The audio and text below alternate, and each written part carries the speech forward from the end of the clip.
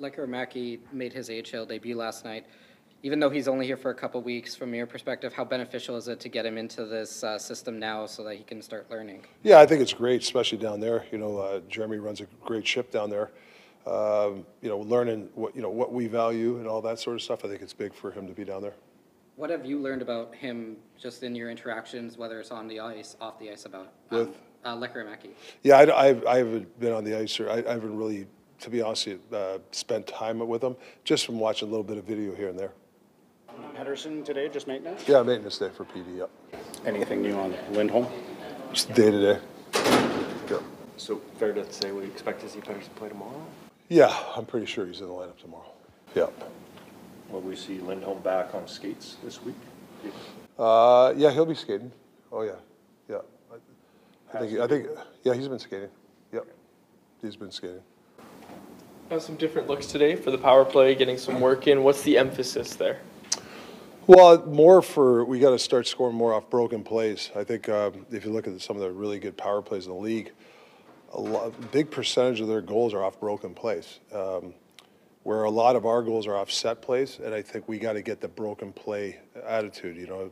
There's a shot and that puck goes in the corner, you got to attack. You might have two guys in front, so let's get the puck in front. I think we have the mentality of a set play mentality. So we were a little bit better today, trying to put the puck in situations where you got to go from there, and maybe hopefully that would practice a little bit different, those type of plays maybe. Dakota Joshua at the net front there, is that something you're hoping he can help with, being in that spot? Well, he might be there. PD was out, so we had to put a guy on the power play. So it was just because of that, but he could definitely go in. I've actually thought he was pretty good today in power play.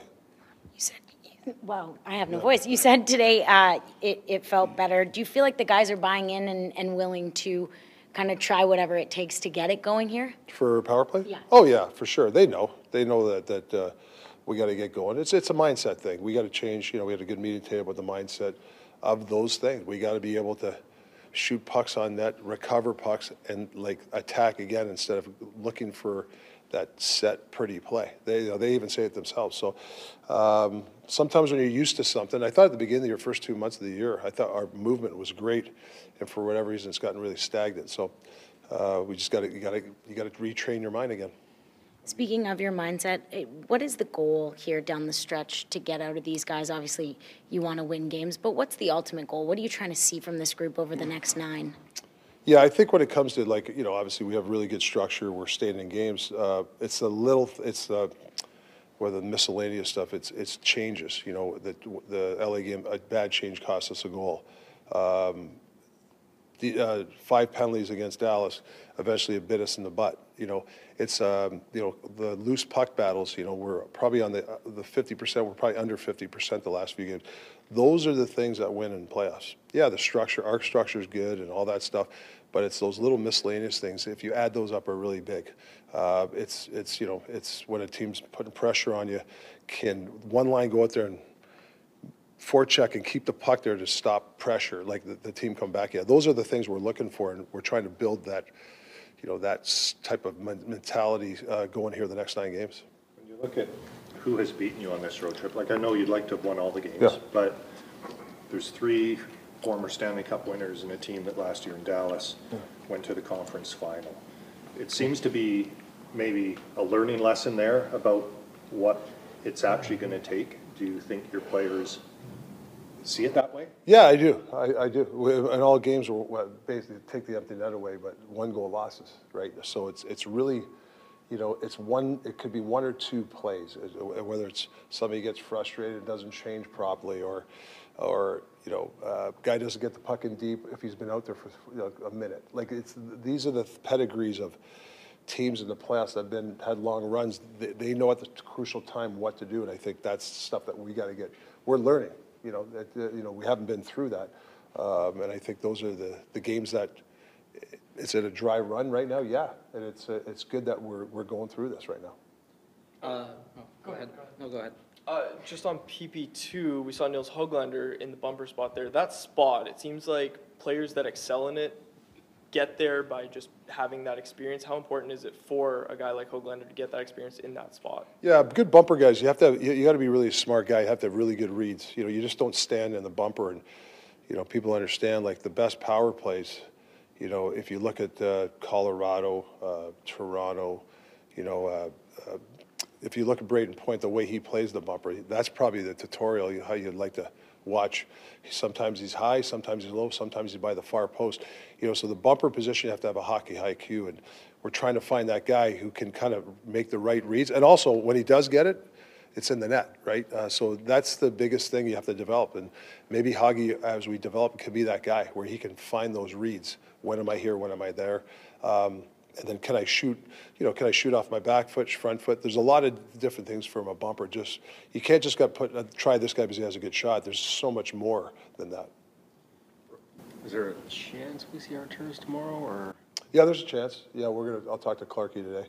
We got to get him in the lineup, whether it's tomorrow. Obviously, he's going to play probably the Arizona game. You know, but he's got, you know, whether he plays tomorrow, we'll make our decisions tonight. We haven't really have a set line right now.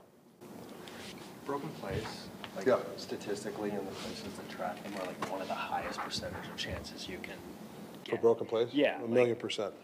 Attacking off them is one thing. Can you try and create them? Like, I that's think- kind of one of those things, right? It's inherently pucks off. Well, I think sometimes as coaches, you know, we put the puck, okay, we're looking for this play, but I think for us now, we talked as coaches, actually with the players, we're going to start the plays where you're not in a comfortable position. You know, where you're getting the puck and there's 3 guys on you. We should have actually 4 guys.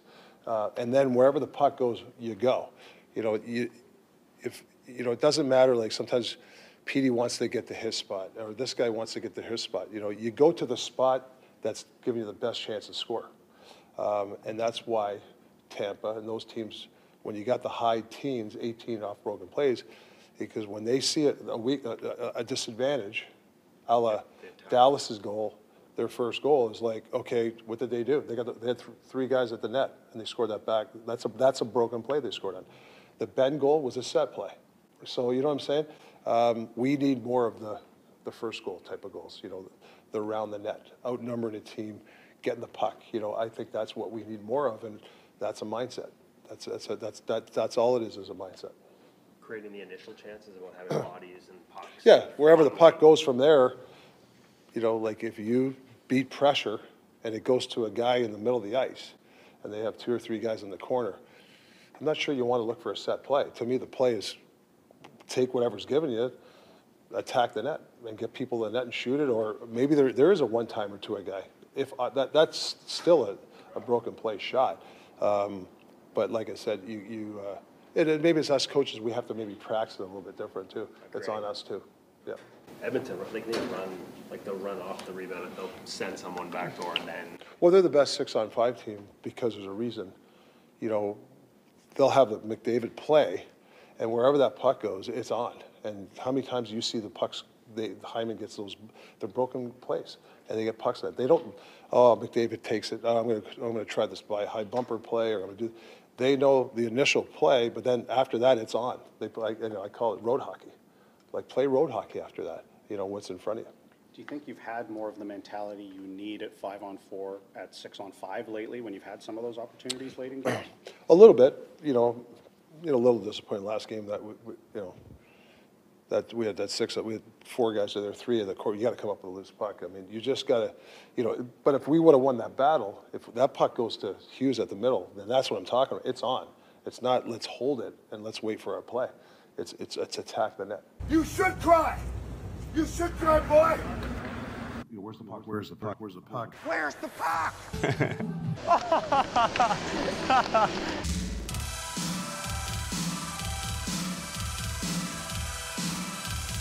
Generational talent. Thanks for liking the video and subscribing.